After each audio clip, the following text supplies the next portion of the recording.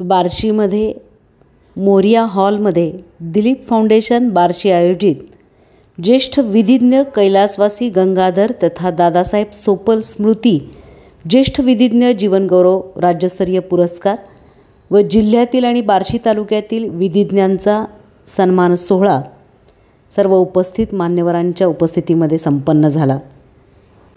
या कार्यक्रमास प्रमुख अतिथी म्हणून माजी न्यायमूर्ती उच्च न्यायालय तथा लोक आयुक्त गोवा राज्य सन्माननीय अंबादासजी जोशी साहेब, त्याचप्रमाणे माजी चेअरमन तथा विद्यमान सदस्य बार काउन्सिल ऑफ महाराष्ट्र आणि गोवा ॲडव्होकेट मिलिंदजी थोबडे साहेब, ज्येष्ठ विधिज्ञ उच्च न्यायालय मुंबई ॲडव्होकेट दिलीपजी बनकर साहेब, त्याचप्रमाणे माजी मंत्री दिलीपरावजी सोपल साहेब, बार्शी विधी जीवनगौरव पुरस्काराचे सत्कारमूर्ती ॲडव्होकेट PR करंजकर साहेब, advocate BN Handibag sir, advocate MP Dhas sir, त्याचप्रमाणे जिल्ह्यातील प्रत्येक बार असोसिएशनमधून उत्कृष्ट कार्य केलेल्या आदर्श विधिज्ञांचाही इथे पुरस्कार संपन्न झाला।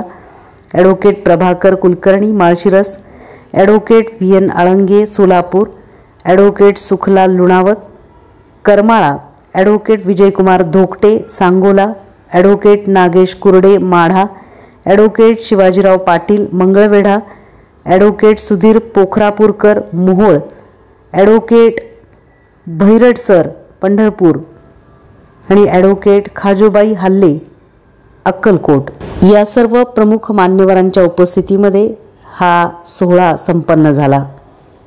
राष्ट्रपिता महात्मा गांधी, माजी पंतप्रधान लाल बहादूर शास्त्री, कैलासवासी गंगाधर सोपल यांच्या प्रतिमेस पुष्पहार अर्पण करून कार्यक्रमाची सुरुवात झाली। यावेळी दिलीप फाउंडेशनचे अध्यक्ष ॲडव्होकेट विकास जाधव सर यांनी प्रास्ताविकामध्ये 10 वर्षापासून कार्यरत असलेल्या या फाउंडेशनच्या माध्यमातून वकिलांचे संघटन, चांगल्या गुणांना प्रोत्साहन व पुरस्कार हे कार्य असल्याचे सांगितले। सोपल स्मृती विधी सेवा पुरस्कार 10 वर्षापूर्वीपासून सुरू केलेला आहे, परंतु या सत्कार समारंभाचं हे 5वं वर्ष आहे। खऱ्या अर्थानं मागच्या कोरोना काळामध्ये तेव्हापासून हा कार्यक्रम खंडित झालेला होता, तो आता करायला परत त्याच दिवसात सुरू झालेला आहे। या कार्यक्रमाचा उद्देश असा आहे की सर्व विधिज्ञांना मार्गदर्शन करावं। या ठिकाणी विधिज्ञ मंडळींचा म्हणजे ज्यांनी 50-50 वर्ष 40 वर्ष विधी सेवा केली अशा मान्यवरांचा सन्मान व्हावा आणि त्यांच्याकडनं काहीतरी प्रेरणा आम्हाला तरुण मंडळींना मिळावी, हा या कार्यक्रमाच्या मागचा प्रमुख उद्देश आहे। ॲडव्होकेट दादासाहेब सोपल यांच्या कार्याविषयी मी बोलणं म्हणजे माझं जेवढं वय आहे तेवढं त्यांची प्रॅक्टिस होती आणि खऱ्या अर्थानं वकिली क्षेत्रात कशा पद्धतीचं काम करायचं हे ॲडव्होकेट दादा यांच्याकडून शिकायला हवं असं मला वाटतं।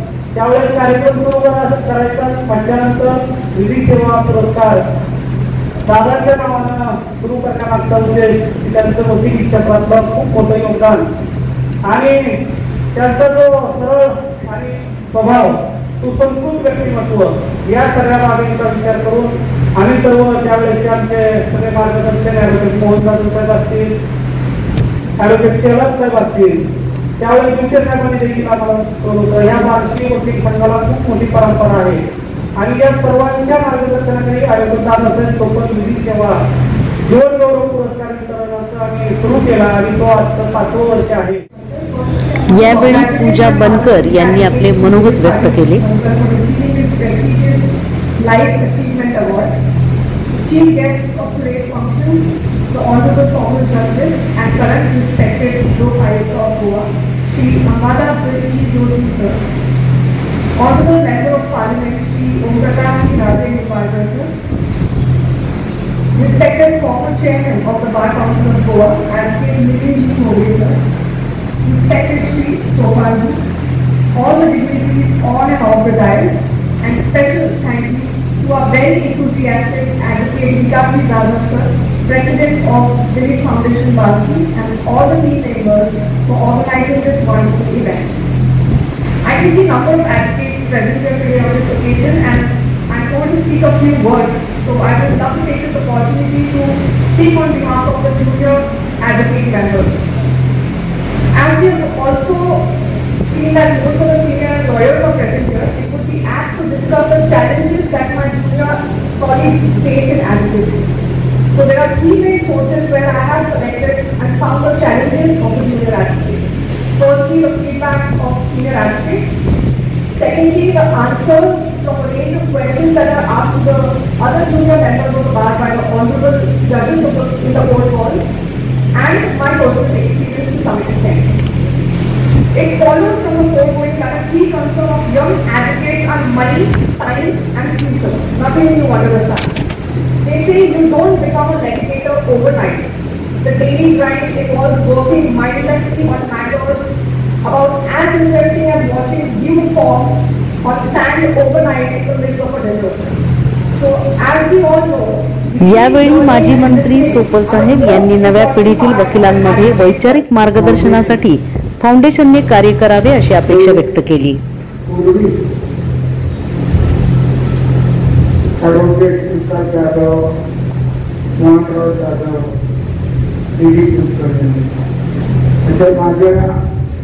अनेक सरकारी मित्रांनी त्याची स्थापना केलेली आणि माझ्या वडिलांच्या स्मृतीदृष्ट्या हा कार्यक्रम दरवर्षी घेतला जात होता. अत्यंत कोरोना काळामुळे आणि त्याच्यात खंड पडला. परत सगळ्या सरकारी मित्रांनी या निमित्तानं जिल्ह्यातले ज्येष्ठ तरुण सरकारी वकील या निमित्ताने एकत्र येतात. ओळख परिचय संबंध वाढूच लागतात आणि या निमित्तानं जे सत्कार मोर्चे आहेत त्याचे विचार आपल्याला ऐकायला मिळतात. या कार्यक्रमातला एक प्रकार आपला या घेत नाही. मला सांगून सांगितलं तुम्ही बोललं पाहिजे, पण हे स्टेज वेगळं आहे. मी जरी वकील असतो आणि मला वाटतं आमच्या काळामध्ये बापू अंजराव साहेब, बाबूराव साहेब ते करत नाही, ते सुभाष पाटील यांच्यानंतर ज्येष्ठ म्हणून माझा नंबर लागतो, पण मी प्रॅक्टिसिंग लागतच नाही. त्यामुळं मी ज्येष्ठ या यादीत जायला तयार नाही. आणि हा कार्यक्रम पूर्णपणे वकील मंडळींनी हाताळावा, त्याच्यात सहभाग घ्यावा आणि राजकारणात असलेल्या वकिलांनी ध्यान भाग घेऊ नये म्हणून मी सगळ्यात शेवटच्या खुर्चीवर जाऊन बसतो.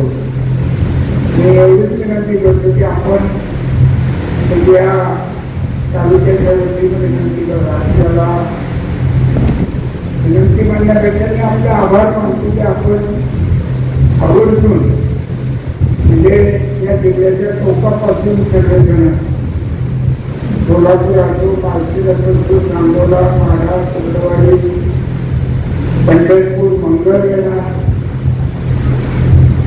दक्षिण उत्तर सोलापूर असो, सगळीकडून आपण या निमंत्रणाला मानून आलात त्याबद्दल मनापासून आपले आभार सत्कार केला. यावेळी मुंबई उच्च न्यायालयातील पदनामिक विधिज्ञ दिलीप बनकर सर यांनीही आपले मनोगत व्यक्त केले.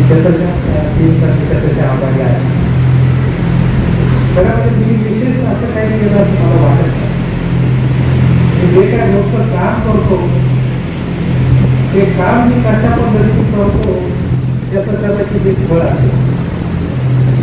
आपण जर वैद्यकीय क्षेत्रामध्ये न्यायालयामध्ये जातो आणि आपलं सगळ्यात महत्वाचं ध्येय असतं की न्यायाधीशाचं मन आपल्या बाजूने वळायला पाहिजे आणि आपल्या केसचा निकाल आपल्या प्रत्येकाच्या बाजूने लागला पाहिजे. महाराष्ट्र व गोवा बार काउन्सिलचे माजी अध्यक्ष ॲडव्होकेट मिलिंद थोबडे कार्यक्रमाच्या अध्यक्षस्थानी होते। यावेळी ॲडव्होकेट थोबडे म्हणाले, वकील क्षेत्र हे उदात्त पेशा आहे हे विसरून चालणार नाही। पक्षकारांना न्याय मिळवून देणे हेच वकिलांचे मुख्य कर्तव्य आहे। वकिली क्षेत्राकडे व्यावसायिक व्यापारी दृष्टिकोनातून पाहणे गैर आहे। समाजात कोठे न्याय मिळत नाही, म्हणूनच सरतेशेवटी पक्षकार न्यायालयाची पायरी चढतात। हे लक्षात घेऊन वकिलांनी पक्षकारांशी प्रामाणिक एकनिष्ठ राहिले पाहिजे। दादासाहेब सोपल हे वकिली क्षेत्रात काम करताना खटल्यांच्या अभ्यासामध्ये स्वतःला झोकून देणारे वकील होते। त्यामुळे त्यांच्यासारख्या आदर्श वकिलांच्या स्मृतीला उजाळा देण्याचे काम या पुरस्कारामुळे झाले आहे। नव्या पिढीतील वकिलांसमोर जुन्या पिढीतील वकिलांचे जीवन कार्य प्रेरणेसाठी ठेवणे गरजेचे आहे, असे ते म्हणाले। त्याचबरोबर त्यांनी मार्गदर्शन देखील केले। दादा सोपल असतील, दिलीप सोपल असतील आणि आमचे थोबडे कुटुंबीय यांचा फार जुना असा गौरव आहे। कारण ज्यावेळेला ॲडव्होकेट दादा सोपल हे वकिली करत होते त्यावेळेस माझे वडील काकासाहेब थोबडे हे देखील सोलापूरच्या जिल्हा न्यायालयामध्ये वकिली करत होते। बार्शीला त्यावेळेला आजच्या जिल्हा न्यायालय झालेलं नव्हतं, त्यामुळं दादांचा जो सिव्हिल अपील हाताळण्यामध्ये हातखंडा होता ती सगळे अपील चालवण्याकरता दादा पप्पांची आमच्या सरकार केली। आणि मग अपील चालवायचं असेल तर दादांची ती 2 दिवसाची टूर असायची सोलापूर। म्हणजे उद्या समजा अपीलाची तारीख असेल तर आदल्या दिवशी दादा दुपारी बार्शी सोलापूरला प्रस्थान करायचे।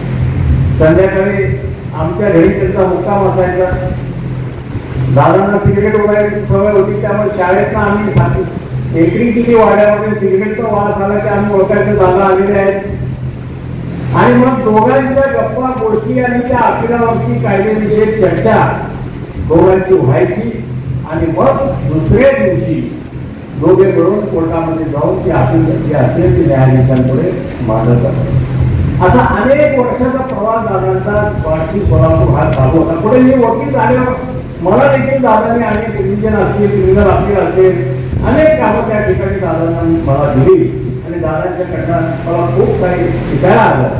त्यांना अपील मेमो ड्राफ्ट केल्यानंतर त्यांना पाठवावं लागायचं, रिव्हिजन मेमो असेल त्यांना पाठवावं लागायचं। ते तपासायचे, ते म्हणायचे हा मुद्दा तू घेतलेला नाही, हा मुद्दा अत्यंत आवश्यक आहे आणि त्याप्रमाणे अमेंड केल्याशिवाय ते अपील किंवा रिव्हिजन दाखल करू देत नव्हते। तर अशा दादांच्या ज्यांनी वकिली केली आणि त्याने अनेकांना न्याय मिळवून दिला, त्यांच्या नावाने आपण पुरस्कार या ठिकाणी देत आहे। त्या दिलीप फाउंडेशन बार्शीचे सगळे पदाधिकारी असतील, आपले दिलीपरावजी सोपल असतील, सगळ्यांचे एकदा आपण जोरदार टाळ्या वाजवून अभिनंदन केलं पाहिजे।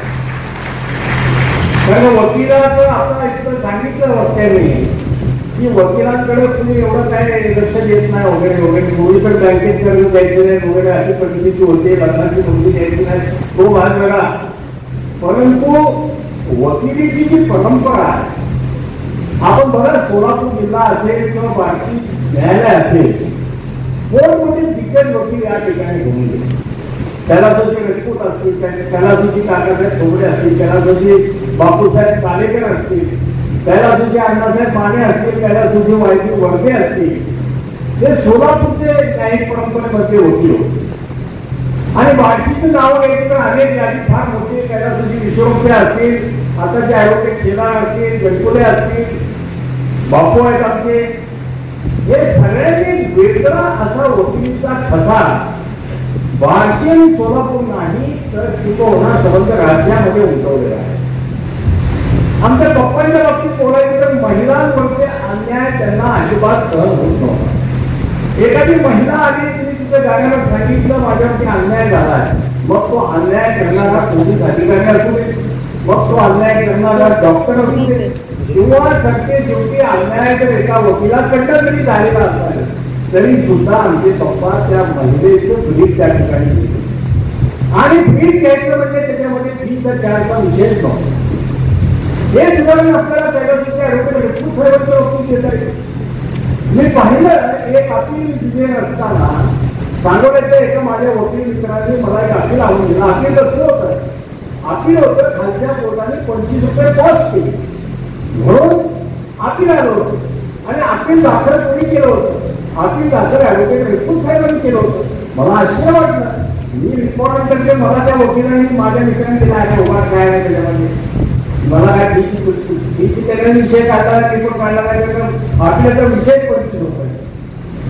मी कुतूहलाने त्या वकिलांनी रेस्पॉन्स वकिलांना हे दिलं. त्यांना विचारलं, साहेब एवढे मोठे वकील आहे, 25 रुपयाचा विषय आहे आणि तुम्ही रेस्पॉन्स साहेबांना इंगेज केलं, हे कसं काय?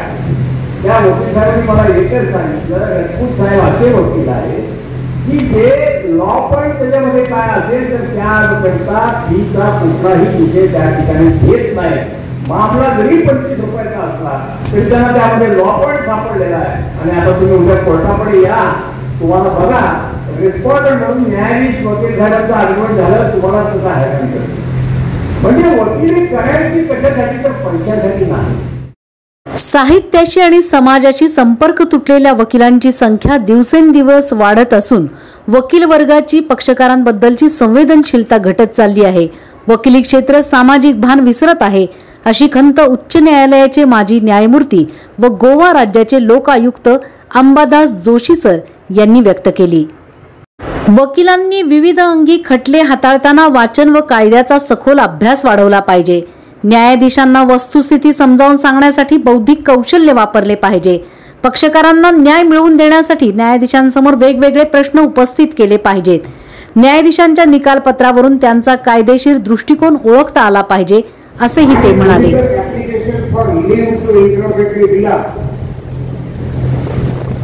आणि न्यायाधीशांनी तो अंदाज नामंजूर केला. तुम्हाला राईट ऑफ रिव्हिजन आहे, right of raising that point in appeal आहे. बघा आपण अपील ऑर्डर पाठवून शिकतो, पण कधी कुणी केले तर मला बघून सांगा. मी आवाहन करतोय, आव्हान नाही काय करतोय, आवाहन करतोय. किती वकील अपील मेमो ड्राफ्ट करण्यापूर्वी ट्रायल कोर्टाच्या फाईलचं इन्स्पेक्शन घेतात. I am talking about original file. मी तुम्हाला असं गर्ववक्त म्हणून सांगतो, मी फीस घेऊन इन्स्पेक्शनला गेलेले. त्या क्लायंटला सांगितलं की हे मॅटर कॉम्प्लिकेटेड आहे, तू केसची फीस काय द्यायची ती दे, नाही तर नको देऊ. मी इन्स्पेक्शन करायला व्हिजिट करेल, त्या इन्स्पेक्शनची मला फीस पाहिजे. आणि ज्या ज्या ऑर्डर वादी प्रतिवादीच्या विरुद्ध झाल्या म्हणजे ठाण्याच्या पार्टीच्या, त्या पार्टीने आपल्या विरुद्ध झालेल्या प्रत्येक ऑर्डरचा फाईल आपली घेतला आहे. असं एकाही वकिलाने हात वर करावा, हे इथं बरोबर सत्कार करतो आपण हे करतो का? म्हणून अपेलेट कोर्टाची वकिली notice to bar council, notice to bar council, appellate कोर्टाची वकिली हा स्वतंत्र हात घेण्याचा विषय आहे. अपेलेट कोर्टाच्या किती वकिलांनी सेक्शन 107 सीपीसीचा वापरलाय सेकंड ऑफर सत्कार करण्याची. एकही हातवर करावं, काही विचारणार नाही, डायरेक्ट सत्कार करतो. किती वकिलांनी फायनॅलिटी of degree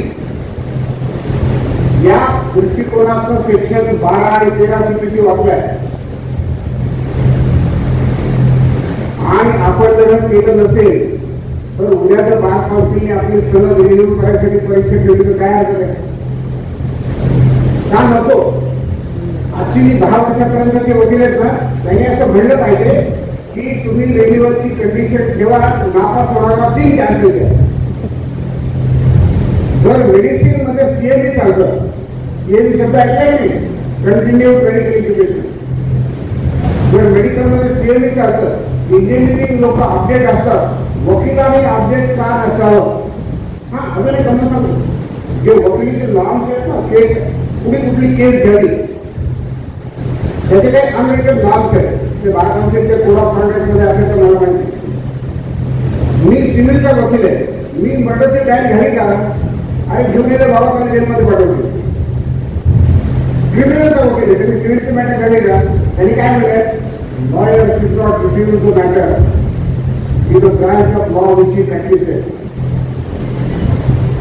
Lawyer should charge the fees according to his standard. कार्यक्रमाचे सूत्रसंचालन नीता देव यांनी केले, तर आभार प्रदर्शन बार्शी बार असोसिएशनचे अध्यक्ष ॲडव्होकेट काकासाहेब गुंड यांनी केले. यावेळी सोलापूर जिल्ह्यातील विविध तालुक्यातील बार असोसिएशनचे अध्यक्ष, पदाधिकारी व विविध विधिज्ञ मोठ्या संख्येने उपस्थित होते.